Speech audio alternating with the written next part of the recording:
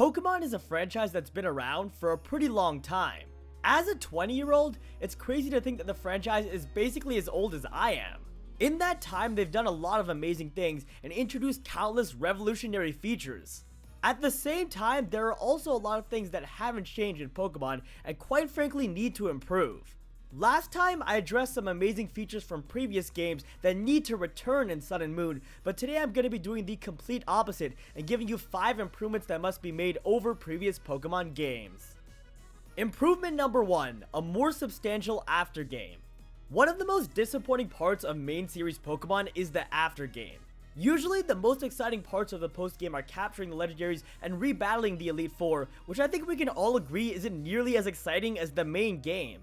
Really, the only 2 exceptions to this trend are Generation 2 and the Delta episode from Oros. Specifically, in Gen 2 you had 2 separate climaxes in battles against Red and Lance, and in Oros you had 2 climaxes in the Champion battle and the confrontation with Rayquaza and Deoxys.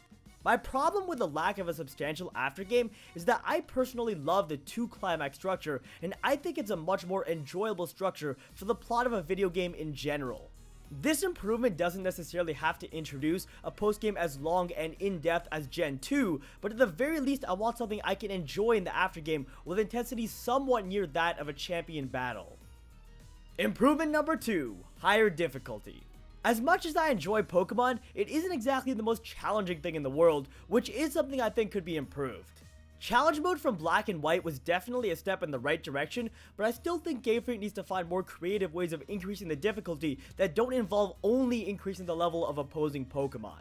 The problem with just jacking up levels really high is you can train your Pokemon up super high as well to counteract this, and it doesn't end up mattering. To give a couple of better suggestions here, one thing Game Freak could do is give the gym leaders and other bosses more competitive movesets with moves like Stealth Rocks, Toxic, and more. Another thing they could do is improve on the AI and include battle items such as Life Orb, choice items, and other things for the AI to strategically take advantage of. Finally, a Nuzlocke mode is an absolute must in Pokemon Sun and Moon. I think the best way to go about ramping up the difficulty is to introduce a ton of features that make the game more difficult, but make these features optional such that you can turn them on and off as you like. Another thing is that these features should be available the second you start up the game, and you shouldn't have to beat the games to unlock them as was the case in Black and White.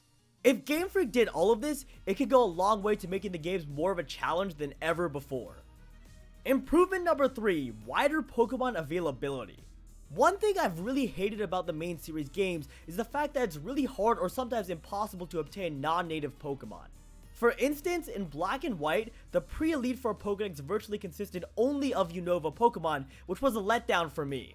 To remedy this, the first thing that's necessary is to make every single Pokemon catchable in Sun and Moon, with the exception of a select few legendary exclusives. Before the Elite Four, we should be able to catch around 100 to 150 non-native Pokemon while still maintaining a focus on the region's native Pokemon by making non-natives more rare. After the Elite Four, we should be able to catch every single Pokemon in the game without too much inconvenience, which means eliminating annoying mechanics like swarms and gimmicky things like daily encounters. Another thing is that there needs to be a much better reward for completing the Pokédex.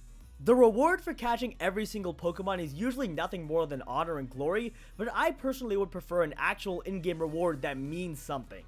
Like perhaps we get access to a cool new area after doing so, or maybe we get some special items, or perhaps even a one-of-a-kind legendary Pokemon. What Game Freak needs to do is make it possible for us to fill up the Pokédex without severe inconvenience, as well as give us the motivation to actually do it. If they can pull this off, it would certainly add another dimension to the Pokemon franchise. Improvement number 4, a better competitive battling system. Those of you who've played battle simulators or are into Wi-Fi battling know that it can be a ton of fun. So it's really unfortunate that competitive Pokemon isn't all that big. I mean, don't get me wrong, people are pretty into competitive battling, but my point is that it's not quite as huge of a thing as I think it could be. To fix this, Game Freak needs to create a better system that encourages competitiveness and makes setting up battles both convenient and worthwhile. This feature is a big stretch, but what I would love to see is a blown out matchmaking system with in-depth ranking and official tiers. It would also be cool to have different playlists for double, single, and triple battles within each tier. Another important thing, which is less of a problem now in Gen 6, is the EV and IV system. There's no doubt that it's way better now than it was before, and it only needs minor tweaks if anything, but I would still like for it to be a bit easier for us to create competitive Pokemon, since experimenting with teams can be really tough in competitive battling the way things are right now. Another option would be to create a test playlist that allows you to rent out Pokemon in order to experiment with teams.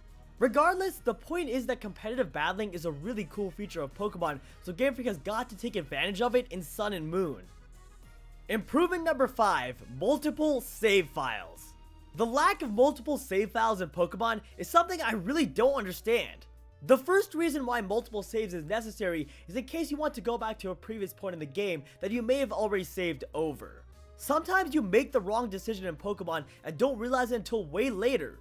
So if we could have multiple save files, it would allow us to fix up those wrong decisions a lot easier. More importantly though, multiple save files would allow us to play different characters simultaneously. A very big hope of mine is that Sun and Moon will have more choice than previous Pokemon games, and this would go hand in hand with multiple save files. It would be really cool to play two different characters at the same time that take two completely different routes through the story. Multiple save files might seem like a minor issue, but I personally think it would have more of an impact than many out there think. As such, it's something that must happen in Pokemon Sun and Moon.